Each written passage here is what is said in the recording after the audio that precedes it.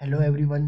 Guys, आज मैं आप लोगों को बताऊंगा कि अगर आप एग्ज़ाम में ये 5 गलतियां नहीं करोगे ना, तो आपका जो स्कोर है वो 10 से 15 नंबर तक बढ़ जाएगा। ठीक है।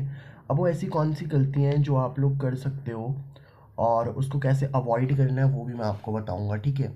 देखो, मिस्टेक एक जो आपकी होती है ना, वो होती है टाइम मैनेजमेंट की बर्बादी। आपको पता ही नहीं होता कि यार एग्ज़ाम हॉल में जब मैं जाऊंगा तो मैं किस तरीके का अपना प्लान बनाऊंगा, है ना। तो एग्ज़ाम हॉल में जाते ही 3 घंटे का अपना पहले प्लान बना दो। ठीक है। कि मैं कैसे क्वेश्चंस करने वाला हूँ। देखो, सबसे पहले आपको क्या करना होता है, आसान क्वेश्चन को करो, है ना। जो भी आपके इजी क्वेश्चन हैं जो आपको आते हैं पहले उनको करो।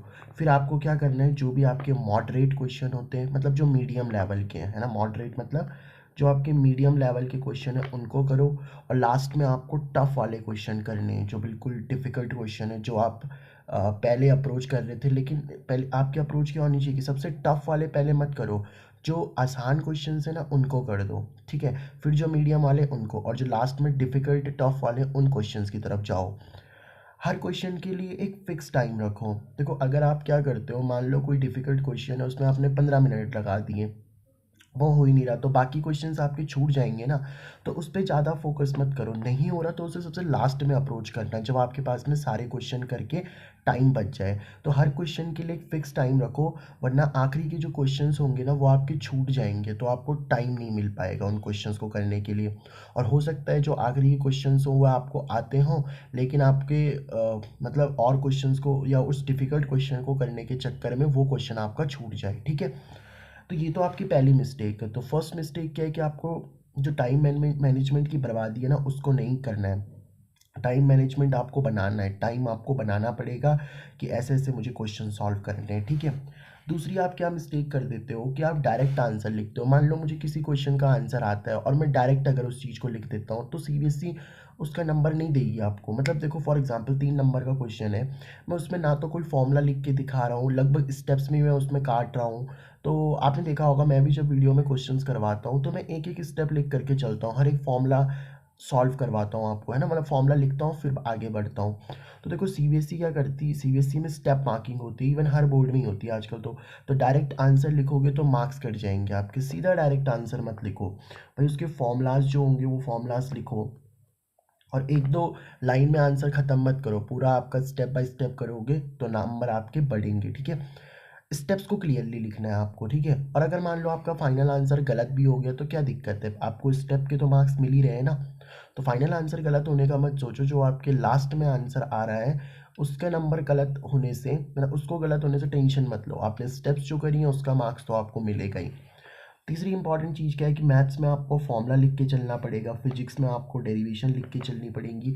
तो एक एक डेरिवेशन की मीनिंग को अच्छे से समझाओगे तो एग्जामिनर को भी अच्छा लगेगा और वो आपको नंबर दे देगा। ठीक है। तो दो चीज़ें मैंने आपको बताई। पहला क्या है, टाइम मैनेजमेंट करना। दूसरा क्या है, डायरेक्ट आंसर ना लिखना, स्टेप वाइज लिखना। तीसरी चीज़ क्या है कि आपको अपने प्रेजेंटेशन और हैंड राइटिंग को इग्नोर नहीं करना। देखो, हैंड राइटिंग भी इंपॉर्टेंट होती है। अब मान लो मैं कोई चीज़ लिखता हूँ, मान लो मैं कोई चीज़ अगर लिख रहा हूँ और वो मुझे समझ में ही नहीं आ रही, मान लो कोई चीज़ अगर मैं लिख रहा हूँ और वो एग्जामिनर को समझ में नहीं आ रही, और अगर उसको समझ में नहीं आए, फॉर एग्जाम्पल आपने कोई चीज़ सही भी लिखी है लेकिन एग्जामिनर को अगर समझ में नहीं आ रही तो वो तो नंबर काट देगा ना आपके। तो आपको क्या करना है, आपको क्लियर आंसर लिखने हैं, जो कि आपकी जो कॉपी चेक करेगा उसको क्लियरली वो दिखने चाहिए। आपके जो डायग्राम्स होंगे, आपके जो ग्राफ्स होंगे, वो आपके बिल्कुल नीट एंड क्लियर होने चाहिए। आपके ग्राफ्स हो गया, डायग्राम हो गए, सारे आपके नीट एंड क्लियर होने चाहिए। ठीक है। तो 3 चीज़ें मैंने आपको क्या बताई, टाइम मैनेजमेंट करना, डायरेक्ट आंसर ना लिखना बल्कि स्टेप वाइज लिखना, तीसरा है प्रेजेंटेशन और हैंड राइटिंग भी आपकी मैटर करती है। ठीक है।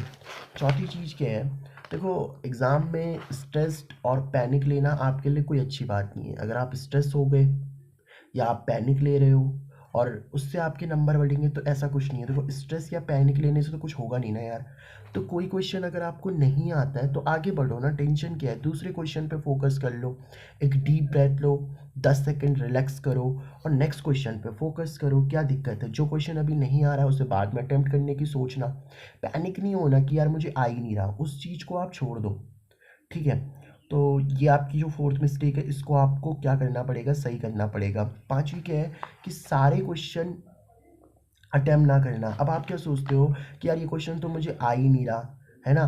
तो देखो जो एग्जामिनर है ना, एग्जामिनर आपको नंबर देने के लिए बैठा है। अगर आप सोचते हो यार कि क्वेश्चन मुझे आ ही नहीं रहा, मैं इसे छोड़ देता हूँ, तो छोड़ने से कोई फ़ायदा थोड़ी ना है। आधा भी आता है तो आधा लिखो। डोंट स्किप क्वेश्चन, क्वेश्चन को छोड़ना नहीं है। अगर आप ट्राई करोगे तो आपको हाफ मार्क्स भी तो मिल सकते हैं ना। तो क्वेश्चंस अटेम्प्ट करना सीखो। क्वेश्चन अटेम्प्ट करना है भाई, आधा आ रहा है तो कितना भी आ रहा है, चाहे वो हाफ आ रहा है, हाफ से कम आ रहा है, जितना आ रहा है अटेम्प्ट करो, आपको नंबर मिलेगा ना।